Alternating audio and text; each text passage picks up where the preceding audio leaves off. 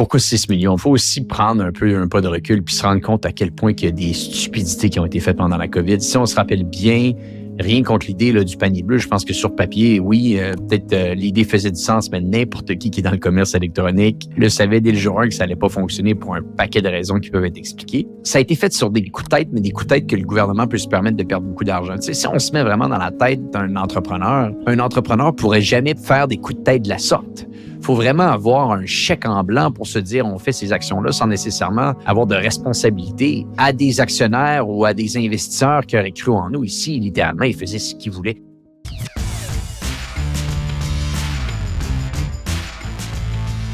Donc, on est de retour sur le podcast Hypercroissance en mode discussion d'affaires. Et c'est Jonathan Léveillé qui est avec nous aujourd'hui pour nous parler de certaines nouvelles qui ont pu marquer notre imaginaire. Avant toute chose, Jonathan, comment vont les choses aujourd'hui? Il y a beaucoup de projets que tu nous avais parlé la dernière fois. Comment ça avance de ton côté? Ça va super bien. Je suis au niveau personnel sur le dernier Blitz avant de faire le défi La Boucle qui, quand vous allez écouter ce podcast-là, est probablement déjà passé ou très proche d'être passé. Je déteste, Antoine, faire du vélo, mais quel beau défi à faire en équipe. Si jamais vous voulez faire un beau défi avec votre gang dans vos organisations, c'est tellement enivrant comme activité à faire. Que vous aimez ou non faire du vélo, c'est très rassembleur, c'est un beau team building, un beau défi pour se mettre en forme également quand que le beau temps commence au Québec. Bien sûr. Et 15 juin, c'est terminé, on met ça. Moi, je prends le vélo, je le mets dans le remisage et ça se termine pour le reste de l'année. Mais belle activité. Donc, un petit 3 heures hier de vélo qui était fait, dernier blitz avant le défi La Boucle. Donc, on est énergisé ce matin, en pleine forme. Et c'est fou l'impact que ça donne sur l'énergie que je me rends compte de faire de l'exercice de manière constante. Donc, très, très énergisé aujourd'hui. Ça change tout. L'exercice, si on l'enlève, en tout cas, moi, si on me l'enlève, je pense pas que je vais être capable de continuer à faire tous ces podcasts. Donc, je te comprends quand tu dis qu'on est énergisé après avoir fait autant de sport. Pendant que tu faisais ton vélo, est-ce que tu écoutais certaines nouvelles du monde des affaires dans tes écouteurs? Est-ce qu'il y avait des podcasts, des nouveautés que tu pourrais peut-être partager avec notre audience? Bien, absolument. Hier, par contre, c'est la première fois que je réussissais à écouter un livre audio en une seule journée et on est beaucoup dans une réflexion chez Open Mind de comment essayer de gagner du temps dans l'équipe de gestion. Le livre Buy Back Your Time de Dan Martell, je ne sais pas si tu as eu la chance de t'en imprégner. Juste derrière moi. Mais ouais. Vraiment, à date, impressionnant. C'est la première fois que je lis un livre de comment sauver du temps, mais qu'il y a beaucoup d'exercices et d'outils concrets. Là, j'ai imprimé le workbook qui vient avec ça et je vais mettre ça en action dans les prochaines semaines. Je le recommande à tous ceux qui se posent la question de comment optimiser leur temps. C'est pas juste du vent dans le livre. Là. Il y a des exemples et des actions concrètes, des exercices très concrets. Et j'ai bien hâte de mettre ça en action. Il est impressionnant, Dan Martell, oui. Oui, très impressionnant. Je l'aimais un petit peu moins en format vidéo. On le suivait dans les dernières années parce qu'il a un SaaS Academy. Je le trouvais un petit peu cocky, un peu j'ai la vérité absolue, mais son livre, honnêtement, très impressionnant. Puis j'ai aimé, c'est la première fois que je voyais une dynamique dans un livre audio, ce qui rajoutait quelque chose de plus que le livre. Donc, il a fait une narration par un narrateur professionnel de chacun des chapitres.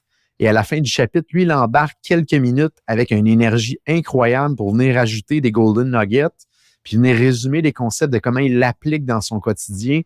Donc, j'ai vraiment trouvé intéressant de la manière qu'il a apporté le livre audio versus le livre écrit. Je vous le recommande. C'est sûr que ça va avoir un impact positif de mon côté et pour tout l'ensemble de l'équipe aussi. Là. On mettra un lien dans les notes de l'épisode. Donc, parle-nous un peu. Les nouvelles, qu'est-ce qui a marqué ton attention? Je pense qu'il y a certains défis au Québec avec certains sites web, là, si je ne me trompe pas. Absolument. Je veux juste remettre ça sur la table. C'est un sujet qui a été légèrement médiatisé dans les dernières semaines, mais ça a passé un petit peu en dessous du radar. Je ramène sur la table le sujet du fameux panier bleu que je salue le gouvernement d'avoir pris un risque et d'avoir tenté d'essayer quelque chose. Fait que de ce côté-là, je suis très positif que le gouvernement ait bougé, ait essayé quelque chose. Maintenant, ça a été un échec. Bon, tout le monde va dire que c'était peut-être prévisible, mais au moins, on a essayé quelque chose. La raison pourquoi je veux ramener ce sujet-là sur la table, c'est que Fitzgibbon a pris la décision, effectivement, de fermer le projet. C'est 20 millions que le gouvernement a investi dans le panier bleu. La FTQ avait injecté 5 millions, Desjardins 4 millions et Lightspeed 1 million.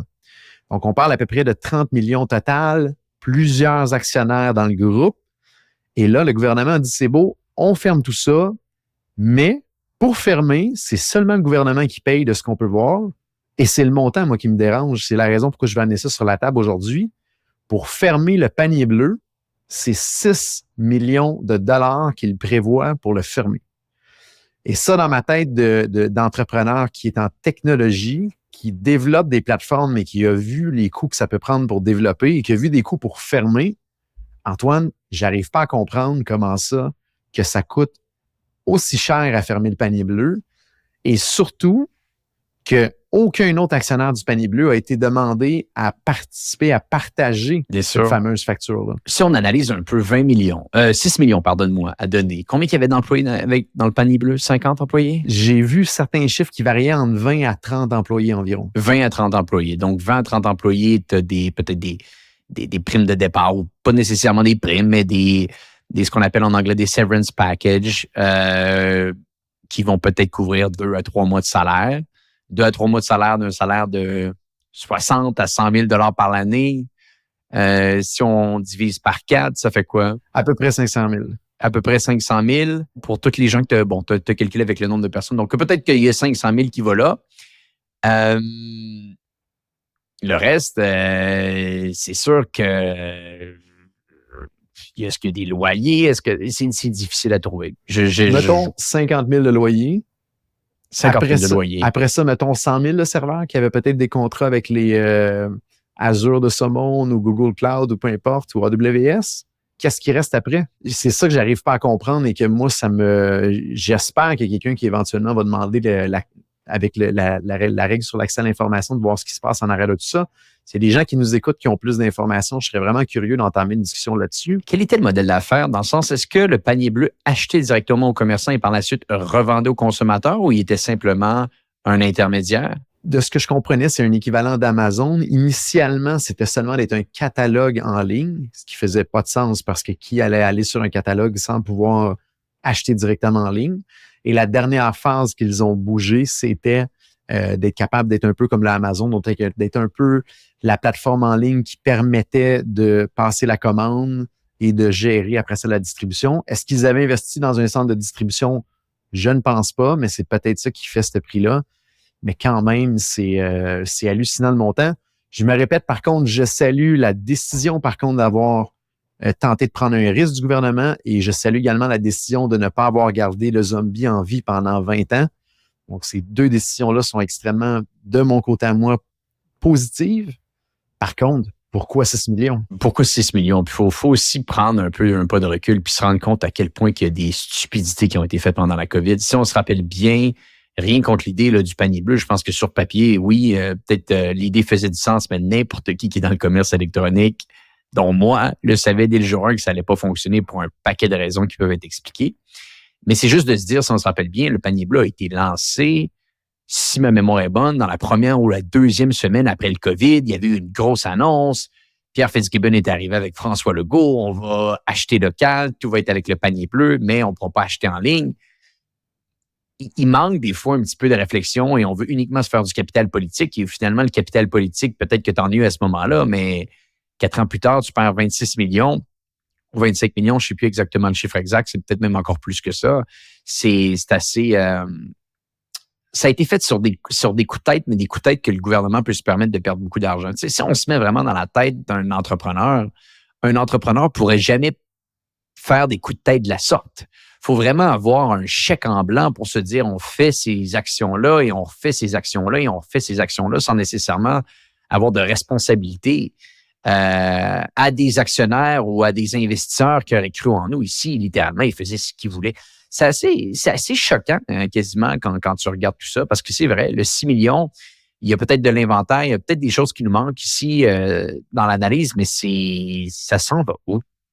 Ça s'en va où? C'est assez spécial. Exactement. Puis pourquoi la FTQ, Desjardins et Lightspeed ne mettent pas une partie de ces fonds-là également pour le fermer? Parce qu'ils étaient actionnaires également du projet derrière tout ça. Donc, il y a cette question-là. Peut-être le gouvernement a dit, nous, on décide de fermer coûte que coûte, même si les autres veulent continuer.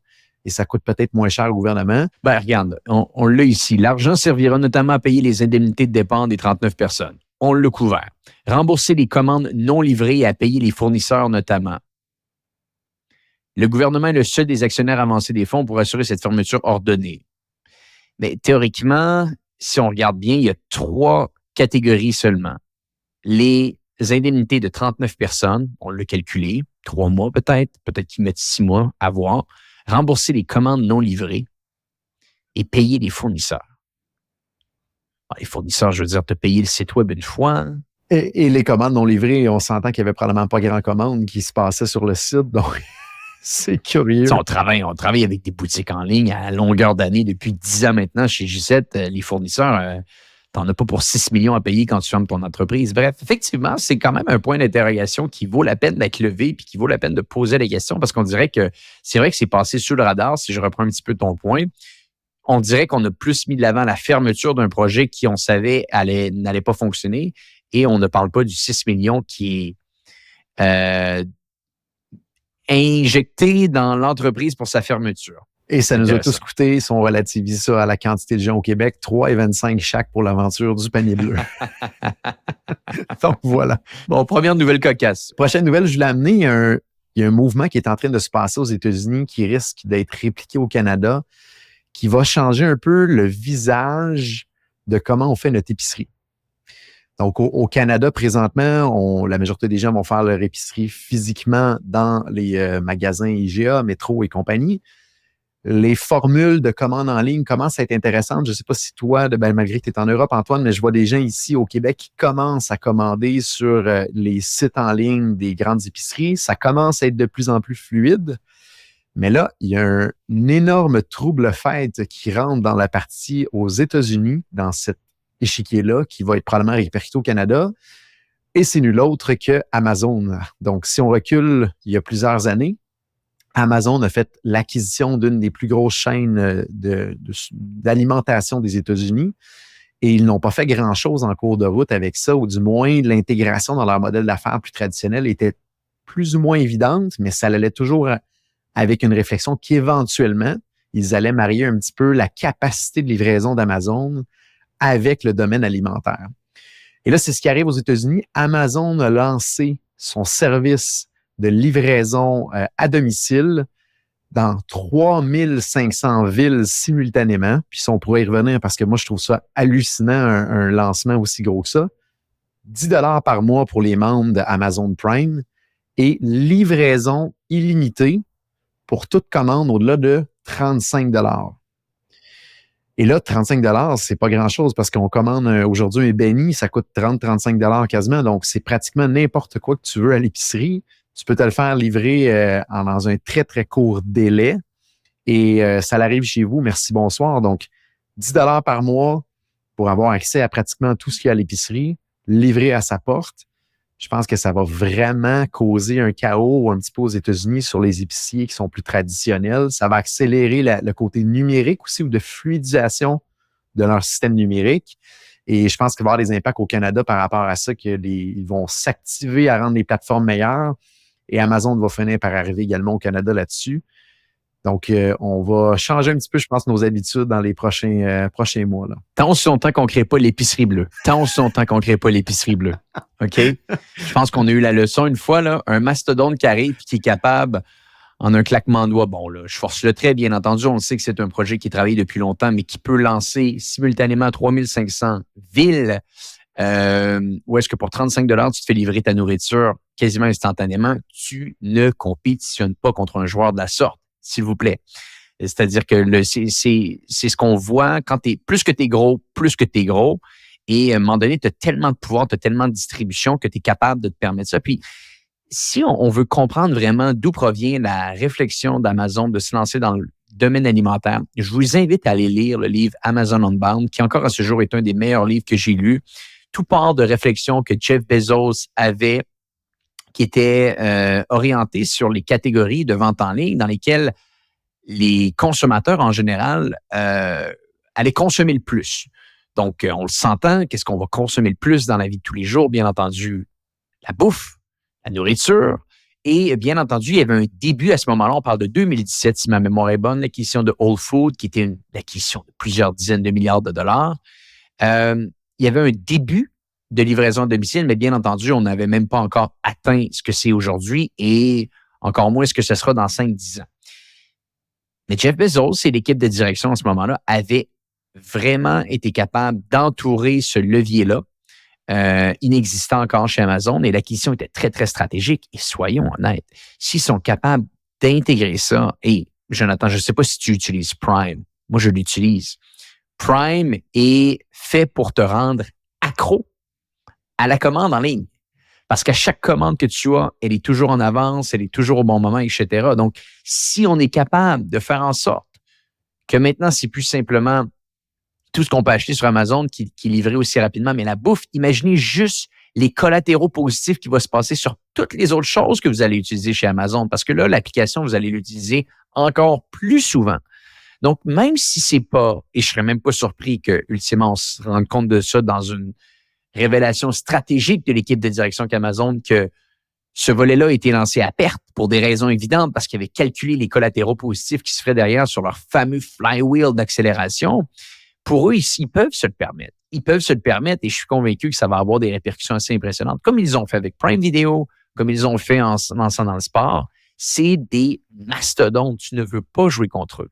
Tu ne veux pas jouer contre eux. Et c'est quand même intéressant, par contre, de voir ce qui se passe derrière le rideau, l'échiquier, la vision qu'ils ont Amazon. Quand ils ont acheté en 2017 la chaîne Whole Foods, ils ont quand même mis, si on regarde de 2017 à aujourd'hui, c'est à peu près 7 ans avant de bouger puis mettre ça de l'avant stratégiquement.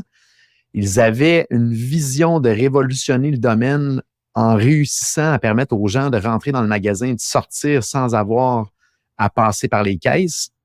Et ça a sorti il n'y a pas si longtemps que ça. Là, le 2 avril, ils ont annoncé publiquement qu'ils renonçaient à leur vision de réussir à sortir du magasin sans passer par la caisse parce que c'était extrêmement complexe. Et ils l'expliquent dans Amazon Unbound, c'est fou, là, les complexités qui viennent au niveau des items alimentaires pour être capable de facilement sortir sans faire un check-out en bon français.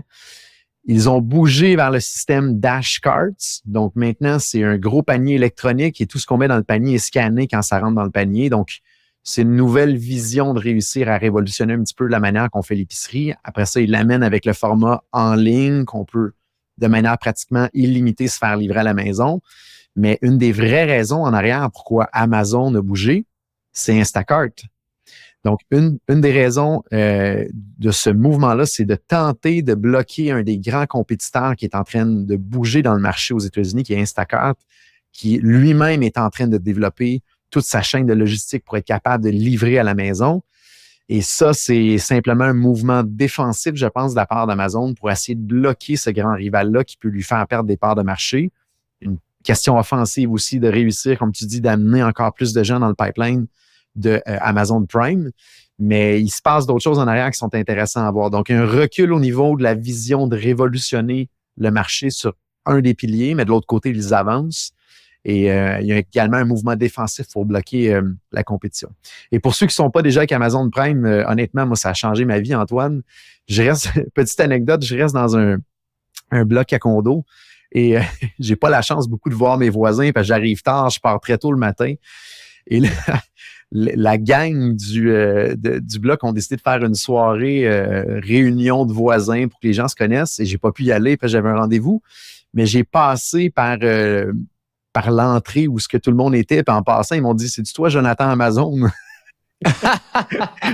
Parce qu'ils voient continuellement des colis Amazon à la porte et j'ai été tagué le monsieur Amazon du bloc et voilà. Fait que je suis un grand fan du temps que ça nous sauve et de la simplicité qui vient avec tout ça. Là. Ils sont des magiciens du service à la clientèle. Jeff Bezos, c'est selon moi peut-être le plus grand ou le deuxième plus grand entrepreneur de notre époque. Il est formidable, c'est exceptionnel ce qu'il était capable de faire. Et je trouve ça impressionnant qu'il soit capable de continuer aujourd'hui Amazon à grandir, malgré qu'il ne soit plus président, directeur général. Il est président du conseil d'administration, certes, mais depuis 2021, il a quitté les opérations quotidiennes d'Amazon pour se consacré à Blue Origin, mais quelle entreprise. C'est assez exceptionnel tout ça, donc ça ne me surprend pas. Item intéressant que tu n'as peut-être pas vu, Antoine, ou que les gens ne savent pas, il commence à avoir un lien entre Amazon et Couche-Tard. Je ne sais pas si tu avais entendu ça. Non, mais je serais curieux d'en savoir plus. Un des gros problèmes quand on commande un paquet et qu'on se rend compte que finalement, c'était soit pas la bonne grandeur ou on a fait une erreur de commande, c'est le retour. C'est-à-dire, bon, il faut que je trouve une boîte, faut que à ce moment-là, je mette tout ce qu'il faut comme ruban adhésif pour être certain que ça fonctionne. Il faut que je me déplace dans un Purolator ou un UPS de ce monde que les heures d'ouverture ne fonctionnent pas tout le temps. Donc, ça devient extrêmement complexe et souvent, c'est loin de la maison. Eh bien, j'ai vu apparaître depuis quelques semaines la possibilité de déposer son colis pour un retour chez Couche-Tard avec aucun emballage. Donc, plus besoin de mettre ça dans une boîte, plus besoin de sortir le fameux ruban adhésif. Et des couche-tards, il y en a partout au Québec. Là. On en a tous un au coin de la rue. Donc, les couche-tards deviennent un centre de retour efficace et simplifié pour propulser le modèle d'Amazon. Donc, je suis curieux de savoir en même temps à quel point ça fait bénéficier Couche-Tard. Parce que c'est sûr, si on va porter un petit colis en retour là-bas, ben Couche-Tard a tout avantage qu'on passe de manière régulière dans leur succursale. Donc, on achète quelque chose, on va gazer en même temps. Bien sûr.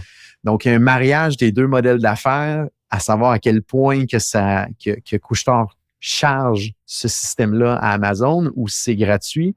Je serais curieux de lire là-dessus éventuellement, mais là, il y a un mariage qui se fait un petit peu entre les deux entreprises qui, je pense, qui va être bénéfique à l'échelle mondiale. Fascinant, fascinant. Le pouvoir d'être une aussi grande entreprise. Il peut s'en créer des lignes d'affaires. Absolument. Dernière petite nouvelle, puis peut-être tu vas avoir un point de vue ou du data intéressant là-dessus. Instagram a confirmé qu'ils ont commencé à faire des tests qui, au niveau publicitaire, on ne peut pas skipper, excusez-moi le terme en bon français, on ne peut pas skipper la publicité vidéo au fur et à mesure qu'on descend le fil d'actualité.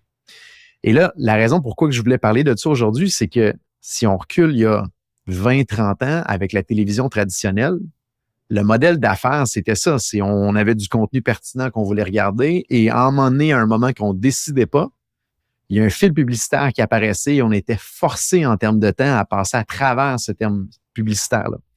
Et tout l'avènement du numérique venait remettre en question cette vision-là de pousser de la publicité et de faire subir la publicité. Et je pense que ça a été un des grands items positifs du numérique, on subit beaucoup moins la publicité en termes d'échelle de temps. Et là, on voit les grands de ce monde comme Instagram ramener ce modèle-là de nous faire subir une écoute vidéo d'une publicité. Et pourquoi vidéo? C'est qu'Instagram pousse beaucoup le vidéo, donc devient un peu plus comme un modèle équivalent à YouTube qui nous force une publicité vidéo aussi. Donc, il y a comme un retour qui est en train de se faire présentement, une maximisation monétaire de notre temps qu'on passe sur ces plateformes-là avec nos yeux. Donc, très surpris de voir Instagram faire ça. Peut-être, Antoine, tu vas être moins surpris de ton côté. Il y a peut-être un petit peu de données stratégiques derrière tout ça. Là. Bien, je pense qu'il y a un truc qui est tout le temps très important de comprendre derrière ça, c'est la portée des créateurs. C'est-à-dire qu'une des raisons pourquoi YouTube attire autant de créateurs au moment où on se parle, c'est leur modèle de monétisation. Donc, il y a des gens, le plus connu, c'est MrBeast qui sont capables de gagner des très, très belles vies sur YouTube. Et la raison pourquoi ils sont capables de gagner autant d'argent, c'est le fait qu'il va y avoir des publicités qui vont s'intégrer à même leurs vidéos. Et ce modèle-là fonctionne excessivement bien quand les contenus sont longs. Et quand les contenus sont courts, tu peux simplement pas intégrer des publicités à l'intérieur de vidéos parce que la méthode de consommation est totalement différente. Donc, c'est une des raisons pourquoi il y a uniquement YouTube, quasiment jusqu'à maintenant, qui a été capable de bâtir un modèle d'affaires autour des créateurs. Et la vérité, c'est que les créateurs sont primordiaux, voire essentiels à la vitalité d'une plateforme. Les gens vont où est-ce que le contenu est plus intéressant. Et le contenu est créé de manière organique par des créateurs. Donc, c'est important de comprendre que au-delà de simplement un contexte de monétisation, pouvoir donner la possibilité à un utilisateur de ne pas skipper une pub va uniquement s'intégrer dans un contenu qui est plus long. Okay? Donc, ça, c'est important de le comprendre pour un volet vidéo. Donc, c'est sûr et certain qu'il doit y avoir une réflexion autour de ça. Également, c'est important aussi de comprendre que maintenant, plus de 50% des contenus qui sont proposés sur un fil d'actualité Instagram sont des contenus qu'on appelle suggérés. C'est-à-dire que ce n'est plus du contenu qui provient de tes amis, de ta communauté. C'est du contenu propulsé par l'intelligence artificielle selon des intérêts que tu peux avoir. OK? Donc, qu'est-ce que ça veut dire essentiellement? Ça veut dire que le AI de Facebook, le AI de Meta en général devient de plus en plus fort et le contenu qui t'est proposé, c'est de plus en plus du contenu vidéo. Donc ça, c'est un autre point qui est important de comprendre. Donc, quand du contenu vidéo t'est proposé, devient la source numéro 1 de ce qu'on est capable de voir sur notre fil d'actualité, ça intégrera subséquemment plus facilement des publicités vidéo. Bien entendu, il faut trouver le bon modèle qui va être mis en place ici de comment tout ça peut s'intégrer. Il y a plusieurs autres points qui peuvent pousser une décision de la sorte, mais je pense que c'est clairement quelque chose qu'ils pensent de leur côté parce qu'ils ne peuvent pas, Meta ne peut pas perdre tous ses créateurs. Et malheureusement, c'est quelque chose qui peut commencer à se voir pour la simple et bonne raison qu'il y a d'autres plateformes qui offrent beaucoup plus de modèles de monétisation. Donc, plusieurs raisons, à mon avis, qui peuvent évoquer ça. Pas tellement de surprises. C'est sûr et certain que le contenu vidéo est de loin ce qui est le plus important pour Meta au moment où on se parle et pour les autres plateformes sociales. Donc, d'intégrer des manœuvres de la sorte, ça fait du sens. Je mets quand même une bémol, c'est de ce que je comprends de la nouvelle que j'ai vue, c'est pas pendant qu'on écoute une vidéo sur Instagram qu'il y a une pub qui s'insère. C'est lorsqu'on descend le fil d'actualité, il bloque le fil d'actualité, il va nous présenter une publicité et tant qu'on ne passe pas à travers ce nombre de secondes-là, on ne peut plus continuer à consommer du contenu dans le fil d'actualité. Donc, je le trouve beaucoup plus intrusif que l'aspect de YouTube, qu'on est dans une vidéo puis c'est correct, il peut y avoir une pub, au pire, on paye un abonnement puis on n'aura pas ces pubs-là. Donc, c'est ce morceau-là extrêmement intrusif que j'ai hâte de voir s'ils vont le garder à long terme ou si ça va vraiment créer un problème au niveau des utilisateurs.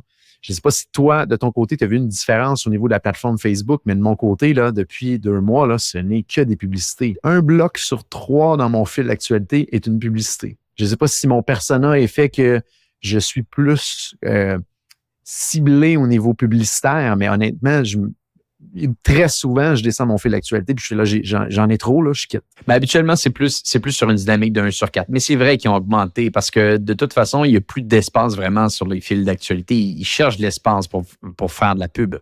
Donc, c'est sûr et certain qu'à un certain moment donné, ils augmentent la fréquence. Mais bon, à suivre, on va regarder ça de près. As-tu des nouvelles pour nous avant que je te laisse filer, Jonathan? C'est complet, Antoine. Fantastique. Ben écoute, merci encore d'avoir été avec nous aujourd'hui pour les gens qui nous écoutent. On se dit à bientôt pour un prochain épisode du podcast Hypercroissance.